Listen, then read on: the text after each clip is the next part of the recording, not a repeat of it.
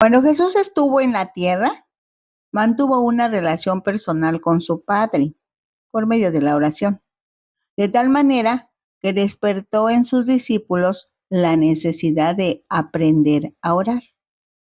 Para enseñar a sus discípulos a orar, Jesús les dio un modelo de oración. Enseguida, explicó por medio de una parábola, asegurándoles que si van a pedir, lo hagan con confianza, absoluta confianza.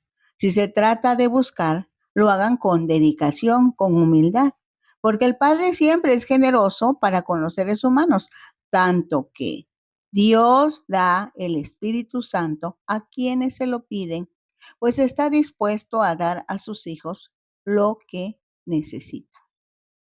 Oremos. Padre, en el nombre de Jesús te damos gracias porque tú tienes cuidado de todos los detalles y la manera en que nosotros vamos a dirigirnos al Padre, al Hijo y al Espíritu Santo era muy, muy importante que lo explicaras como buen maestro. Gracias por el modelo, gracias por la insistencia, por la enseñanza, gracias Señor, gracias. Vamos a estarlo practicando seguramente porque practicando es que aprendemos más. En el nombre de Jesús te alabamos, Dios. Amén. Jesús presenta a sus discípulos ese modelo de oración, incluyendo los asuntos principales que se deben tener en cuenta cuando una persona humildemente quiere hablar con el Padre. En la versión del Evangelio que escribió Juan, en el capítulo 14, versículos 13 y 14, dice: y todo lo que pidieres al Padre en mi nombre, lo haré, para que el Padre sea glorificado en el Hijo. Si algo pidiereis en mi nombre, yo lo haré. Pensando seguramente en que se llegaría el momento cuando Jesús sería ascendido al cielo y los discípulos mantendrían esa relación vital con Dios para continuar con la extensión del reino aquí en la tierra.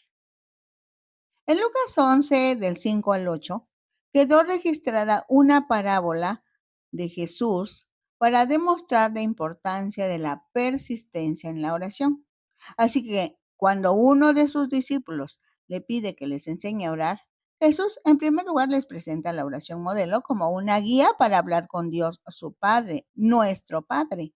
Y enseguida les hace hincapié en que es necesario orar siempre. Vamos a Lucas 11, versículo 5. Les dijo también: ¿quién de vosotros que tenga un amigo va a él a medianoche y le dice: amigo, préstame 3 panes porque un amigo mío ha venido a mí de viaje y no tengo que ponerle delante? Para los judíos de esa época, la hospitalidad era una conducta muy arraigada, toda vez que no había hoteles, no había lugares apropiados para descansar cuando una persona hacía largos viajes. Así que dependía de la hospitalidad que la población estuviera dispuesta a dar cuando algún viajero pasara por determinada comunidad. El planteamiento de Jesús para esta historia es que una familia recibe una visita inesperada. Eso suele suceder cotidianamente, solo que su visita llegó a medianoche y la familia que recibe la visita no cuenta con víveres para ofrecerles a sus visitantes que vienen de lugares lejanos y en consecuencia tienen hambre. Para ese momento tampoco existen tiendas como el 724 en México, por ejemplo, tiendas que estén abiertas las 24 horas del día. Lo único que le queda al hospedador es acudir con el amigo más cercano y le solicita pan prestado.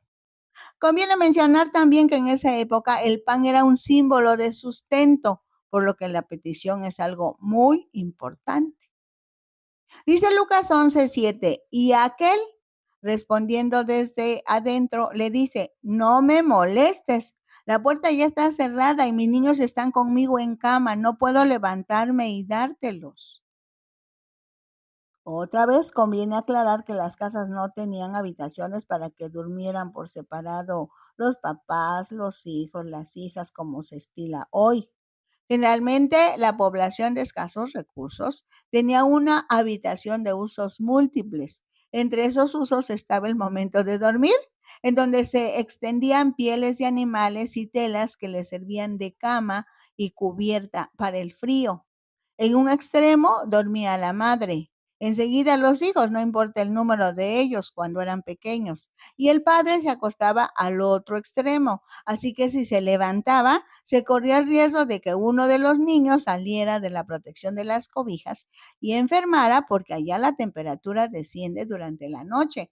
Además de cerrar y abrir la puerta tenía sus complicaciones. Esta explicación permite entender lo que expresa el versículo. No me molestes, no puedo levantarme y dártelos, pues no es falta de cortesía. Es una razón por la que en principio su amigo no podrá apoyar en esa situación.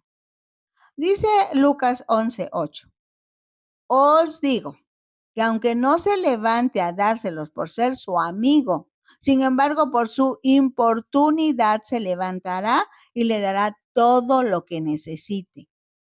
Bueno, aquí habrá que explicar el significado de importunidad para ese tiempo, lo cual hace referencia a insistir, perseverar y pedir lo que se necesita. En esta parábola, el maestro puntualiza sobre la importancia de la perseverancia en la vida espiritual. O sea, se debe aprender a orar con insistencia y con fe, sabiendo que Dios escucha y responde. No se debe desanimar ni perder esperanza, porque el Padre Celestial nunca abandonará a sus hijos. También permite una reflexión sobre las relaciones interpersonales, aquí y ahora, con las personas que se consideran amigos. Y en general estás dispuestos a ayudar a los demás en sus necesidades, lo que llevará a ser mejores personas y a reflejar el amor de Cristo. Así que la parábola tiene mucha enseñanza y más si seguimos meditando. Dice Lucas 11 del 9 al 13. Y yo os digo, pedid y se os dará. Buscad y hallaréis. Llamad y se os abrirá. El maestro está dando una enseñanza específica. Habla de la oración desde 3 enfoques. Pedir, implorar, rogar, solicitar, suplicar, con confianza, con fe, pues Dios siempre está dispuesto a ayudar a sus criaturas. Desde ese punto de vista, la oración es una oportunidad para presentar las necesidades y deseos ante Dios en el nombre de Jesús. Dios conoce mejor que nadie la verdadera necesidad de cada ser humano. Es por eso que en la oración modelo Jesús expresó: Padre nuestro, sea hecha tu voluntad como en el cielo, también en la tierra. Después de esta consideración, dice la carta a los Hebreos que podemos llegar confiadamente al trono de la gracia para encontrar ayuda oportuna en cada necesidad. Buscar, indagar, investigar, averiguar, inquirir, examinar, preguntar, lo que implica dedicación, esfuerzo y perseverancia, sabiendo que Dios es el que da entendimiento y que desde la oración modelo, el formato es que la voluntad de Dios se cumple en la tierra como se cumple en el cielo, considerando que el reino de Dios ya está establecido aquí en la tierra, en el corazón de los que han recibido a Jesús como su Salvador y Señor.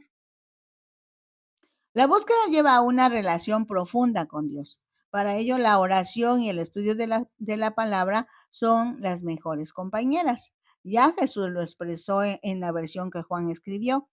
Que te conozcan al solo Dios verdadero y a Jesucristo, el cual has enviado. Y aquí, conocer se refiere a una relación íntima entre Dios y la persona que está buscando esa manifestación gloriosa de su presencia. Llamar, dar voces, vocear, nombrar, invocar, dar nombre, designar. Se debe recordar que Dios siempre está dispuesto a escuchar y en consecuencia está dispuesto a abrir puertas para que se pueda seguir por el camino adecuado hasta llegar al sitio deseado. En este caso, la presencia plena de Dios.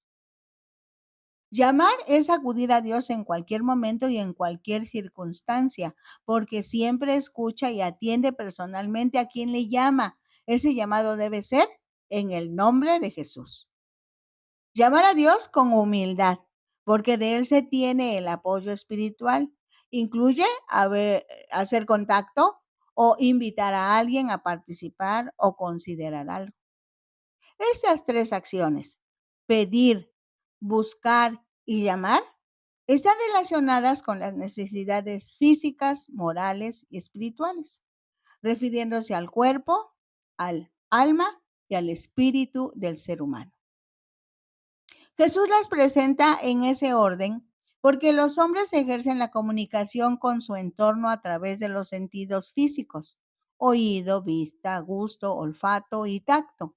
Así que una persona oye la palabra, enseguida mira la palabra, puede leerla, lo que le da satisfacción, confianza, seguridad. Saborea la palabra. Por eso el salmista dice: cuán dulces son a mi paladar tus palabras.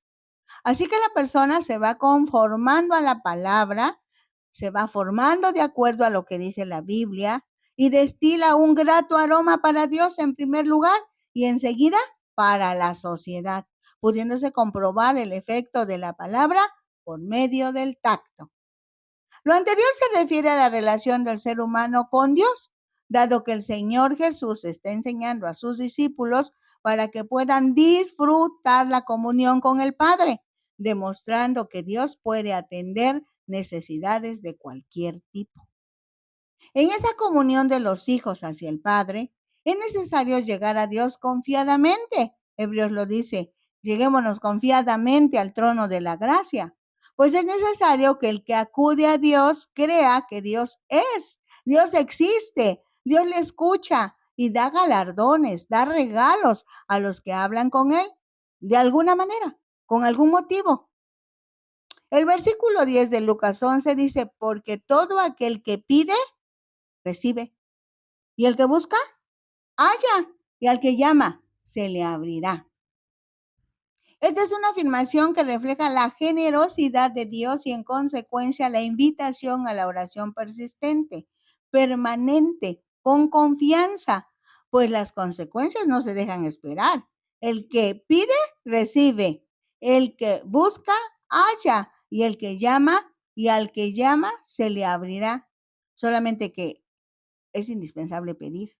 O sea, tienes que expresarlo. Pedir de manera puntual. Por ejemplo, Dios, en el nombre de Jesús, tú sabes que necesito una casa para vivir con mi familia. Te suplico que me ayudes. Te pido que me la proporciones. Palabras más, palabras menos. Habrá que pedir adecuadamente. Esta petición la hago en el nombre de Jesús. También habrá que pedir oportunamente. Por ejemplo, mi hijo es todavía pequeño, pero desde muy temprano para su vida, empiezo a pedirle a Dios que cuando sea el tiempo adecuado, le ayude para que pueda hallar a la esposa que Dios está preparando para él. Conviene buscar, disfrutar la presencia de Dios, estar con Dios solo para alabar, engrandecer, adorar, cada vez con más entendimiento, con más entrega. Como dice Isaías profeta: buscad a Jehová mientras puede ser hallado. En esta etapa se recomienda el ayuno con la intención de evitar distractores para disfrutar esos momentos intensos con Dios. Cuando la voluntad del ser humano es solamente estar con su amado, como dice Cantares: yo soy de mi amado y mi amado es mío. Y ya en el Nuevo Testamento dice: bendito sea el Dios y Padre de nuestro Señor Jesucristo, que nos bendijo con toda bendición espiritual en lugares celestiales en Cristo, para alabanza de la gloria de su gracia, con la cual nos hizo aceptos en el amado. En esos momentos de quietud, discernimiento y revelación de Dios a la vida de las personas, la palabra es indispensable. Dice Juan: escudriña, busca, revisa, escarba en la palabra, porque ella da testimonio de Jesús, del Padre y del Espíritu Santo. Todo esto refuerza la relación, aumenta la confianza, vitaliza la fe. Cuando el alma es atendida en esa necesidad de Dios, el Espíritu Santo se relaciona con el espíritu humano para fortalecerlo, para redarguirlo, para beneficiarlo, para vivir en la tierra con las normas del cielo. Pues es el propósito de Jesús desde que expresó: el tiempo es cumplido y el reino de Dios se ha acercado. Más adelante expresó: si los ciegos ven, si los cojos andan, si los leprosos son sanados, si los muertos son resucitados, es porque el reino de Dios está aquí y ahora. Entonces, el espíritu humano, el alma y por fin el cuerpo llaman al Espíritu de Dios, consiguiéndose el deseo del corazón de Dios para bendecir a sus hijos por la fe en Jesucristo. Así que llamar está más relacionado con el área espiritual. Lucas 11:11 dice: ¿qué padre de vosotros, si su hijo le pide pan, le dará una piedra? ¿O si pescado, en lugar de pescado, le dará una serpiente? ¿O si le pide un huevo, le dará un escorpión? Estas tres preguntas que planteó el maestro están relacionadas con los alimentos. Si tu hijo te pide pan, pescado o huevo, buscando satisfacer una necesidad primaria, una necesidad que no puede quedarse sin atención y que a menos que el Padre terrenal no tenga, siempre tratará de satisfacer esa necesidad de la mejor manera en el niño pequeño. Desde otro punto de vista, estos planteamientos forman parte de las preguntas retóricas. Al plantear estas preguntas, no se espera respuesta de la otra persona, sino que cumplen con una función expresiva: dar énfasis a lo expresado, surgir una afirmación o un estado de ánimo determinado. Así que las preguntas retóricas son útiles para persuadir o refutar. Dice el versículo 13 de Lucas 11: pues si vosotros, siendo malos, sabéis dar buenas dádivas a vuestros hijos, ¿cuánto más vuestro Padre Celestial dará el Espíritu Santo a los que se lo pidan? La reflexión es que si los padres humanos les dan cosas buenas a sus hijos que son imperfectos, Dios dará siempre cosas buenas, respuestas apropiadas. Así que se debe confiar plenamente, estando seguros de que dará lo que necesiten sus hijos y no lo que quieran. Pues muy seguidamente lo que quieren no es lo que necesitan. Aquí hay otro aspecto que se debe considerar. En ocasiones parece que Dios no está escuchando o entendiendo la oración que alguien le hace, pero lo que sucede es que siempre Dios tiene un plan para cada vida y sabe mejor que nadie lo que realmente se necesita o lo que realmente conviene, aunque aparentemente lo merezca. La perseverancia en la oración y la promesa del Espíritu Santo son recordatorios de que Dios es un Padre amoroso que desea lo mejor para cada persona. Cuando se aplican esos principios en cada vida, se puede cultivar la vida de oración más profunda y significativa, acercándose a Dios con confianza, con fe.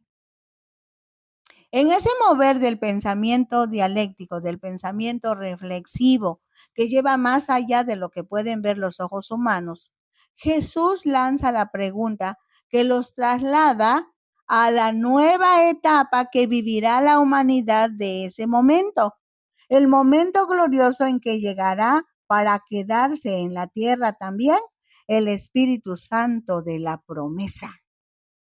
Parece que Jesús les dice: dejémonos de pequeñeces, les tengo noticias. Aprendan a platicar con el Padre, desarrollen la habilidad de hablar con Él, entiendan cómo mi Padre trabaja constantemente para que se puedan cumplir todos sus propósitos, sus planes, sus proyectos, porque saben, en el tiempo Kairos, el tiempo de Dios, no falta mucho para que el Hijo sea ofrecido en sacrificio. Pero no se alarmen, el Hijo resucitará. Sin embargo, será llevado de regreso al cielo. Y ustedes no pueden quedarse solos, pues el reino de Dios ya está aquí y no se regresará. Es necesario que tan pronto el Hijo regrese al seno del Padre, ustedes estén confiados de que no estarán solos. Él enviará al Espíritu Santo. Ahora bien, el Espíritu Santo vendrá a los que lo pidan, a los que lo soliciten. Vendrá de repente, en uno de esos preciosos de repente de Dios. Y aquí conviene que reflexiones en la manera de cómo Dios se da a conocer a la humanidad. El Salmo 19 dice, los cielos cuentan la gloria de Dios y la expansión denuncia la obra de sus manos. Esto es, Dios se muestra a la humanidad porque la ama, pues Dios es amor. Ese amor que es Dios entregó a su Hijo para que pagara el rescate de la humanidad ingrata e idólatra, de tal forma que en pleno ejercicio de la voluntad de cada ser humano, los que acepten ese regalo de salvación a través de Jesucristo serán llamados hijos de Dios por la fe en Jesús. Entonces, no todos serán salvos, solo los que acepten la salvación por gracia. De los que sean salvos por gracia, solo los que pidan que el Espíritu Santo llegue y se manifieste en sus vidas, esos serán llenos del poder de Dios y estarán aptos para extender el reino de Dios en la tierra entre todos los humanos. La participación del Espíritu Santo es definitiva aquí en la tierra, ya que por la intercesión de la iglesia, el Espíritu Santo hace su función. Primeramente, convence de pecado a todos y cada uno de los seres humanos, hasta que deciden, convencidos, avergonzados, arrepentidos, humildemente, deciden solicitar al Padre por medio de Jesucristo que sus pecados sean perdonados, que sea injertada esa naturaleza santa de Dios en sus vidas y se conviertan en embajadores en nombre de Cristo, llevando esa gran noticia por todo el mundo y se trabaje haciendo discípulos a todas las naciones. La vida continúa. Ahora Jesús está en el templo, como siempre, enseñando.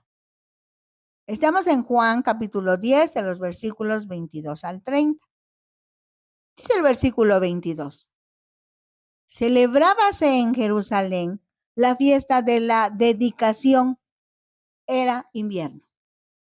Y Jesús andaba en el templo por el pórtico de Salomón. Un poco de historia. En el siglo II antes de Cristo, los judíos estaban bajo el dominio del Imperio Seleucida, un reino griego o helenístico que buscaba imponer la cultura griega en sus territorios. Esta imposición incluía que los judíos no circuncidaran a sus varones y que no descansaran el sábado. Esto estaba en contra de la ley de Moisés y los judíos sufrían mucho por eso. Lo último que soportaron es que el rey Etíoco IV Epífanes profanara el templo de Jerusalén al construir un altar a Zeus, un dios griego, en lugar del altar a Jehová. Esto da origen a la rebelión de los macabeos, quienes lucharon por la libertad religiosa y la restauración del templo. Esta lucha duró 3 años. Y al final los macabeos lograron expulsar a los griegos y recuperar el templo, reedificándolo, purificándolo. Reconstruyeron el altar. La fiesta de la dedicación celebra la victoria de la fe y la libertad religiosa del pueblo judío. Por consiguiente, celebra la victoria de la fe y la libertad religiosa en general. La fiesta de la dedicación simboliza la restauración de la pureza y la santidad del templo, así como la preservación de la identidad judía frente a la asimilación cultural griega. Jesús se hizo presente en esa fiesta y estaba en el templo del lado del pórtico de Salomón. Dice el versículo 24 de Juan 10, y le rodearon los judíos y le dijeron: ¿hasta cuándo nos turbarás el alma? Si tú eres el Cristo, dínoslo abiertamente. La expresión los judíos se refiere a las autoridades religiosas de ese tiempo. Ser llamado el Cristo era un gran honor y responsabilidad, pues desde esas fechas se tenían que asegurar que las personas entendieran con claridad cuál era su identidad y propósito en Cristo, del Cristo y en Cristo. Juan 10:25 dice, Jesús les respondió, os lo he dicho y no creéis. Las obras que yo hago en nombre de mi Padre, ellas dan testimonio de mí. En esta parte del discurso de Jesús en el templo de Jerusalén, Jesús responde a los que lo interrogan acerca de si es él el Cristo, el Mesías prometido en la Escritura. Pero Jesús insiste en que su obra en nombre de Dios da testimonio de su identidad. ¿Quién es Él? Entre las obras milagrosas de Jesús está la sanidad de enfermos, multiplicación de panes y peces y la resurrección de Lázaro. Estas obras muestran el poder de Jesús, revelan su naturaleza divina en la medida en que Dios, solo Él puede hacer estos milagros, estos maravillosos regalos. Juan 10:26 dice, pero vosotros no creéis porque no sois de mis ovejas, como os he dicho. La clave para entrar a formar parte del reino es creer, porque es necesario que el que llega a Dios debe estar seguro de que Dios es bueno y fiel. Debe creer en Jesús como su Salvador y Señor. Así que al no creer, no pueden ser del pueblo de Dios. Desde el principio de este capítulo, Jesús había manifestado la necesidad que tienen los hombres de creer. Dice el versículo 27 de Juan 10. Mis ovejas oyen mi voz y yo las conozco y me siguen, y yo les doy vida eterna y no perecerán jamás, ni nadie las arrebatará de mi mano. Desde el Antiguo Testamento se utiliza la figura pastoral como ejemplo de cuidado para las ovejas, porque los pastores conocían bien a su rebaño. En consecuencia, las ovejas conocen a quién es su pastor, lo siguen, le obedecen. Solamente Jesucristo puede ofrecer vida eterna, porque Él es el que murió, el que también resucitó, quien intercede por cada uno de los que son llamados hijos de Dios. Con esta seguridad, Jesús confirma que no perecerán jamás y nadie las puede arrebatar de la mano de Jesucristo, aunque parezca redundante la expresión. Dice el versículo 29, mi Padre que me las dio es mayor que todos y nadie las puede arrebatar de la mano de mi Padre. Aquí se presenta una doble protección. Jesús acaba de asegurar que nadie puede arrebatar a los que son suyos de su mano porque Él los tiene tomados. Y esta expresión es contundente y por lo mismo suficiente. No obstante, Jesús expresa otra gran verdad. Mi Padre me las dio y nadie las puede separar de la mano de mi Padre. Dice el versículo 30. Yo y el Padre, uno somos. Para el cerebro humano esta es una situación que no se puede describir, pero en el espíritu es algo cotidiano porque nada es imposible para Dios. La unidad Padre-Hijo es lo que les fortalece y demuestra que es posible la unidad de los hijos de Dios entre ellos y a su vez con el Padre y con el Hijo. Pues según el apóstol Pablo, Cristo y la iglesia forman un cuerpo, de quien la cabeza es Cristo mismo y la iglesia integra el resto del cuerpo, considerando el cuerpo humano como una figura para hacer comprensible esta verdad. El Espíritu Santo, que aquí no es mencionado por Cristo, está propiciando toda esa integración. Ha estado propiciando esa integración porque cada vez está más cerca el cumplimiento total de esta palabra. Un día el Padre, el Hijo, el Espíritu Santo y la Iglesia estaremos no solamente unidos, sino juntos para siempre. Pidamos participación del Espíritu Santo en la Iglesia y estemos preparados para dejar la tierra en un abrir y cerrar de ojos, en un de repente de Dios, para estar unidos a Cristo para siempre. Dios les bendice. Seguimos disfrutando la palabra. Estén atentos.